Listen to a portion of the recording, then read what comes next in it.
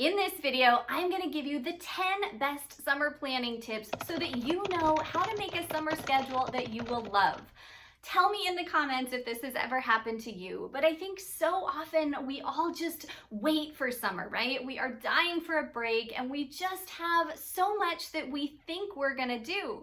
And then time flies by, summer is over, and we don't have anything to show for it. So I wanna help you avoid that problem, but also really have that downtime that you crave and really use your summer for something purposeful.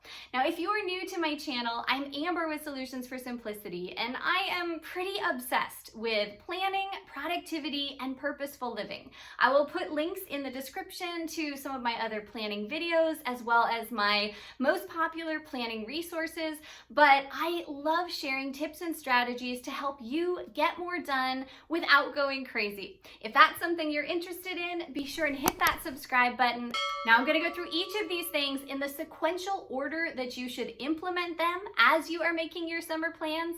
I hope you're as excited as I am. Let's jump in. All right, tip number 1 is super important and something that you probably have not done in the past. That is that it is really crucial to make sure you stay on a consistent sleep schedule.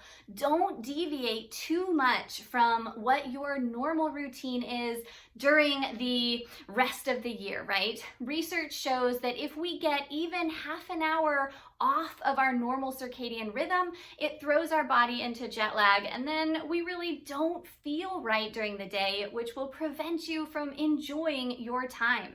So one of the best things you can do if you're not already doing this is have a set bedtime and a set wake time and try and stick to that as much as possible.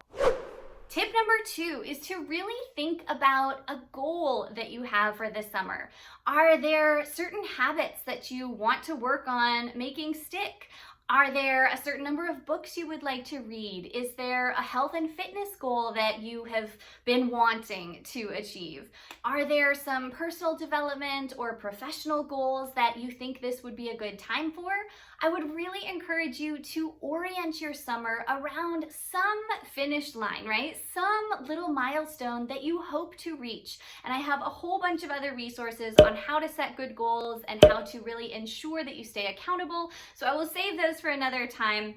But the big point is that it's really awesome to have some sort of overarching purpose for your summer. Next, tip number 3 is to sit down and write out a wish list of all the things you want to do this summer. Really just do that brain dump of anything and everything that you hope to do or that you have thought about doing. And I would encourage you to recruit others in this process. So if you have friends or a spouse, obviously even kids, get them involved in making this big kind of bucket list of all the things you could do this summer, and then work together to rank those things so that you have a certain ordered number structure to them.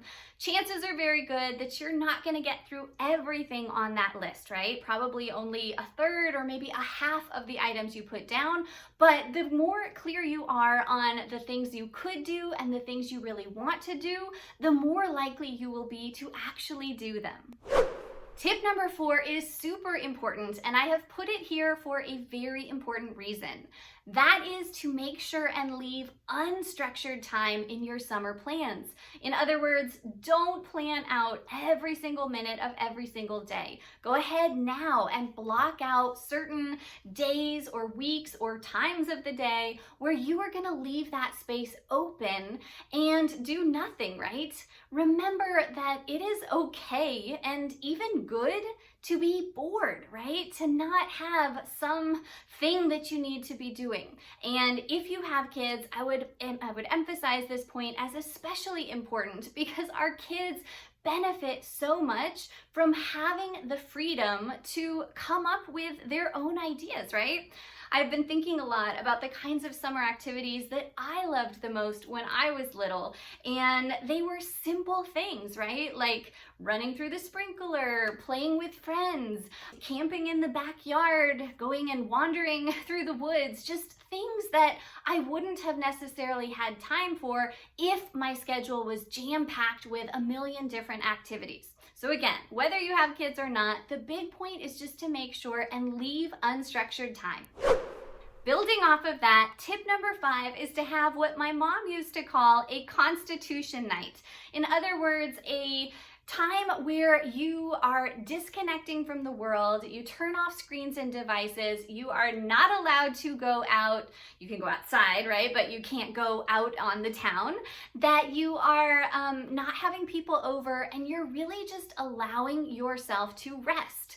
I fought this so much when I was in my teen years, but as I've gotten older, I realize how important those constitution nights really were. It gives you a chance to recharge. It just enables your body to really rest and relax.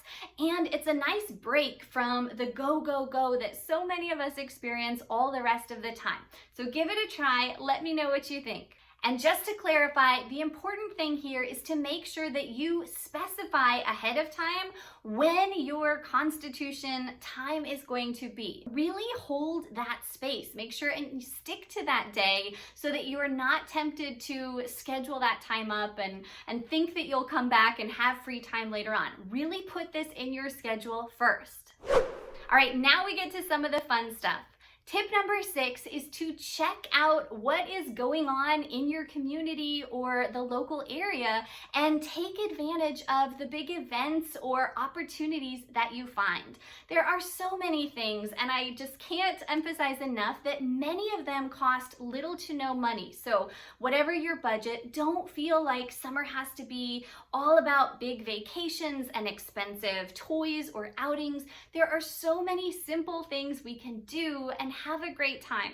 So really check things like your local library for their different events or a summer reading program. Check out any festivals, any fairs, anything, right? There are so many different kinds of things that different parts of your area might do. And if you schedule those things in, then you can really take advantage of what your local area has to offer. Number 7 is to then actually make your schedule and really look to the months ahead. Plan in the specific outings or the specific activities that you want to do at different days. Now I'm going to caution you to only schedule in one thing max per day, because we've all done this before, right? Where we're way too ambitious and we think we're going to do 4 different things and then we're just exhausted. In my experience, and maybe I'm just getting old here, let me know in the comments if this has ever happened to you, but I found that even a couple of things a day really just stresses me out, and then I'm not enjoying things nearly as much. So look through your schedule, definitely plan in what you're going to do and when. That brings us to tip number 8, and this is essential in order to make sure that you don't burn out over the summer. I have spoken about this elsewhere. It's actually something I mention in all of my planning videos because it is so important. That is to make sure and leave cushion days between the things that you plan. So I know I just said don't plan more than one thing a day, but I would really encourage you to even plan a rest day or a rest weekend in between the big events and outings that you want to do. Make sure that you are giving yourself that free space to catch up, time to rest, time to do household chores, right? Or something that comes up, right? Maybe you get a last minute invitation and you don't want to be so booked up that you can't accept in the moment. So cushion days are really important. Definitely make sure this is part of your summer plans. I realized I forgot to tell you something super important. If you are going on vacation, then that's when it's especially critical to leave yourself these cushions. Take at least a day or two before you go to make sure that you can pack and get out the door without being super stressed. And then we all know that feeling of needing a vacation after our vacation. So to the extent that your work schedule allows, make sure that you give yourself at least a day or two after you get back to fully rest and recharge before you jump back into normal life. Tip number 9 is to really think about having a summer rhythm over a summer routine. So many of us, especially if you have young kids that are out for the summer, right? It can be overwhelming to think of all that time, and we tend to want to fill it and make these really rigid schedules where from this time to this time we're doing X and from this time to this time we're doing Y, but that just makes everybody frustrated and stressed out. What is so much better is to think about the kinds of things that are good to do at different times of the day. For instance, right, keep in mind the weather around you. In the summertime, it's usually super hot in the afternoon, so that's not really the time to perhaps be standing in a hot line outside, right? Maybe it's a good time to go to the pool, but it's perhaps a better time to plan inside activities or take a rest, whereas mornings could be much better for those outdoor activities. Similarly, it's super helpful to keep in mind your body's circadian rhythm. If you are not familiar with this, check out this video where I delve all into that.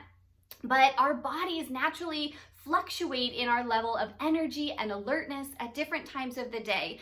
And for instance, many of us experience that midday slump where we're just tired and lethargic, we're ready for a nap.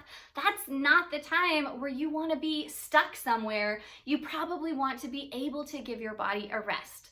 I have a bunch of resources to help you track your circadian rhythm and really pinpoint your most productive windows, so you can check that out in the description if you're interested. We've already talked about tip number 10 a little bit, but that is to really keep in mind the best times and days to go and do those big outings that you want to schedule. If you're going on vacation, remember that holidays are going to be the most busy and most expensive times. If you are wanting to go to a museum or a theme park, right? The best, least crowded day of the week is typically Tuesday or Wednesday, so try and go midweek if you can, assuming that your job schedule allows. But again, just think through what you are likely to experience on certain days and try and plan things in such that you are going to maximize the time you have doing that activity to enjoy it instead of be fighting tons of people trying to do the same thing.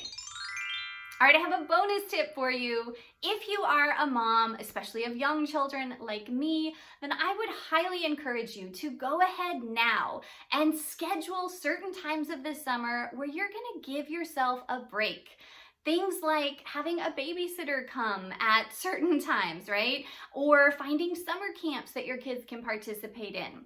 If money is an issue, and I totally get that, then have a mom friend that maybe you trade off watching each other's kids at certain times, or a mom group where the kids can play while you get to socialize. Anything at all that is going to give you a chance to just kind of check out and be off duty, hopefully take care of yourself or work towards that big goal we talked about. Make sure that you plan that time in now.